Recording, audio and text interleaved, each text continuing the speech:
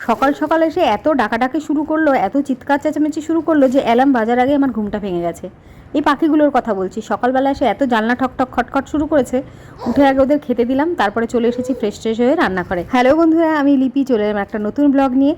আজ মঙ্গলবার, জুন মাসের 30 তারিখ। মেন স্কুলের নোটিশ অনুযায়ী আজকে 30 তারিখ, আজকে ওদের লাস্ট মর্নিং স্কুল হবে।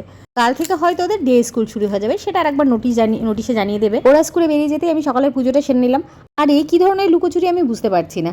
যখনই আমার মেয়েদের মর্নিং স্কুল দিচ্ছে বা ছুটি দিচ্ছে গরমের জন্য, তখন গরমটা কমে যাচ্ছে, হালকা বৃষ্টি পড়ছে। আর যখন আবার সেই স্কুলটা ডেতে দিচ্ছে বা স্কুল খুলে যাচ্ছে, তখন আবার সেই প্রচণ্ড গরম পড়ছে। আবার এই দুদিন যা গরম পড়েছে কী হবে জানি না। তো দেখো, পুজো দেওয়ার পরে ঠাকুর ঘরের মধ্যে এই রথটা ছিল, আমার মেয়ে আগেরবার মেলা থেকে কিনে নিয়ে এসেছিল। তো সামনেই তো আবার রথ আসছে, তো সেটাকে বার করে রাখলাম, ওটা পরিষ্কার করে দিতে হবে। আমার মেয়ের যদি আবার ইচ্ছে করে যে রথ টানবো, তো সেই কারণে পরিষ্কার করে সাজিয়ে গুছিয়ে দেবো, যদি ওর ইচ্ছা হয়। এবার এই বারান্দার উপরে কিছুটা হেঁটে নিচ্ছে, যেদিন যেদিন সময় পাচ্ছি সেদিনই এখানে দাঁড়িয়ে, মানে এই বারান্দার উপরে মোটামুটি 10-12 পাক করে দিচ্ছি। জানি না কোনো উপকার হচ্ছে কিনা, তবে হ্যাঁ, আমার নিজের মনে হচ্ছে শরীরের মধ্যে অনেকটা ঝরঝরে লাগছে, ফ্রেশ ভাব লাগছে। আর আজকে কি মাছ নিয়ে এসেছে সেটাও দেখিয়ে দিলাম। আজকে ছোটো মাছ নিয়েছে, মানে এগুলো মেশানো মাছ, এটা দিয়ে চচ্চড়ি হবে। আর আজকে মেয়েদের স্নান করাতে অনেকটা দেরি হয়ে গেছে। দেখো, বাথরুমে এইসব কাজকর্ম চলছে, সেই কারণে ওদেরকে আজকে ছাদেই চান করিয়ে দিলাম। আর জামা কাপড়গুলো পিছিয়ে অনেক আগে সকাল সকাল কেচে দিয়েছিল, ভাগ্যিস।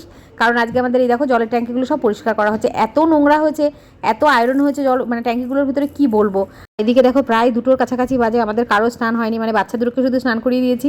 আর এই যে বসে রয়েছি, বড় মেয়েকে খেতেও দিয়ে দিয়েছি। বাবা স্নান হয়নি, আমার স্নান হয়নি। তো চলো উপরে কি অবস্থা হচ্ছে সেটাও একটু দেখে আসি। ভাবলাম যে কত দেরি হবে একটু দেখে আসি, অ্যাটলিস্ট বাবা যদি চান করে নিতে পারতো। আমরা তো করে নেবো, বাবার তো বয়স হয়েছে, কাশি টাশি হবে। তো এসে দেখি যে প্রায় হয়ে গেছে, আমাদের ট্যাঙ্কিটাকে পরিষ্কার করেন, বাইরে ঠাড়ি থেকে ভালো করে ধুয়ে দিচ্ছে, সেট করা হয়ে গেছে পুরো। তো তারপরে বাথরুমের ভেতরেও একটু টুকিটাকি কাজ আছে, সেগুলো সারবে। আমি ভাবলাম না, আমি আমাদের রান্নাঘরের ভেতরে একটা জায়গা আছে, কল সেট করা আছে, ভাবলাম সেখানে স্নানটা সেরে নিই। তো 2:30 বেজে গেছে, আমি সেই স্নানটা করে নিলাম। বাবা একটা বাথরুম ঠিক করে দিল, সেখানে গিয়ে বাবা স্নান করে নিল। মানে সব এক একজন এক এক জায়গা থেকে মোটামুটি স্নানটা সেরে নিলাম। আমার 2 মেয়ে এখন শুয়ে আছে, ছোটোটা তো ঘুমাচ্ছে, বড়োটা তো ঘুমায় না, কি বলবো। আর বড়োটার কথা আর বললাম না, দুপুরে একদম ঘুমোতে চায় না। এটা এই দুপুরে ঘুমানোর অভ্যাস না, এটা একদিকে যেমন সুবিধা হয়েছে, যেমন স্কুলে যখন ডেতে স্কুলটা হয় মোটামুটি 3:30 পর্যন্ত স্কুল চলে ওর। দুপুরে যদি ঘুমানো অভ্যাস থাকতো তাহলে নিঘাত টিফিনের পরে ঝিমুনি আসতো, সেটা হয় না। কিন্তু স্কুল থেকে ফেরার পরে যখন 4-4:30 দিকে একটু বলি 0.5 ঘন্টা মতো শুয়ে নে, তাও মেয়ে শোবে না। কি আর বলবো বলো, বলে বলে আমি পাগল হয়ে গেলাম। তো এবার আমি পুজোটা সেরে নিচ্ছি। বাবার ওই সময় স্নান হয়ে গেছে, দেখো বাবাও চলে এসেছে ঠাকুর ঘরে, বাবাও ঠাকুর প্রণাম করছে। কিন্তু এদিকে আমার মেয়ের বাবার কিন্তু এখনো স্নান হয়নি, কারণ ওই ভাইরা এখনও কাজ করছে। ওরা বাইরের যে বেসিনটা রয়েছে সেটাতে ঠিকমতো জল পাস হয় না, সেটাকে একটু পাইপলাইনটা পরিষ্কার করে দিচ্ছে। ওরা আজকে শুধু ট্যাঙ্কিগুলো পরিষ্কার করেনি, বাথরুমের মানে আমাদের বাড়ির পুরো পাইপলাইনগুলো সুন্দর করে ওয়াশ করে দিল।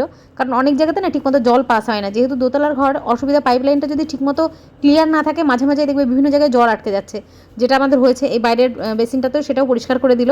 এবার ওদেরকে আমি খেতে দিয়ে দিলাম। আমার হাজব্যান্ডের ইতিমধ্যে স্নান হয়ে গেছে, ওর একটু বেরোনোর আছে, সেই জন্য ও স্নান করে ও আর বাবা খেতে বসে গেছে। আর আমি এখন এই জায়গাগুলো পরিষ্কার করে নিচ্ছি। এত নোংরা রয়েছে, এই অবস্থায় মানে খেতে বসতে ইচ্ছে করলো না। মানে নোংরা বলতে শুধু জল রয়েছে, পুরো চতুর্দিকটা ভেজা ভেজা। এখন কখন আমার মেয়ে দৌড়ে আসবে, কখন কে হাঁটতে এসে পড়বে, আমি ভাবলাম এই জায়গাটাকে মুছে নিই, তারপরে খাওয়া দাওয়া করবো।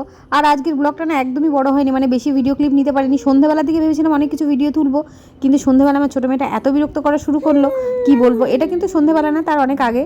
এখন মেয়েরা যে খেলা করছে, এখন এই সময় মুড ঠিক আছে, তারপরে হঠাৎ করে মুডটা এত বিগড়ে গেল কারণ আমি জানি না। এই দেখো, এখানে আমি রান্নাবান্না বসাচ্ছি, রাতের জন্য রেডি করে রাখছি, বসাচ্ছি না। এখানে ওর অদ্রিজাকে গান শেখানোর জন্য দিদিমণি এসছে, তার জন্য চা বসিয়েছি। অদ্রিজাকে দুধ খেতে দেবো, তার জন্য দুধ গরম দিয়েছি। তো এরপর থেকে আমার পিসি চলে গেল বাড়িতে, আর তারপর থেকে আমার মেয়েটার বিরক্তি শুরু হলো। আমি আর তারপরে কিছু ভিডিও করতে পারিনি, আর সেই কারণে আজকের ব্লগটা একদম ছোট্ট, মানে একটুখানি ব্লগ হয়েছে। যাই হোক, সেটাই তোমাদের সঙ্গে শেয়ার করে দিলাম। ভিডিওটা কেমন লাগলো কমেন্ট করে জানিও। আর তোমাদের সঙ্গে খুব শীঘ্রই আবার নতুন একটা ব্লগ নিয়ে আসছি।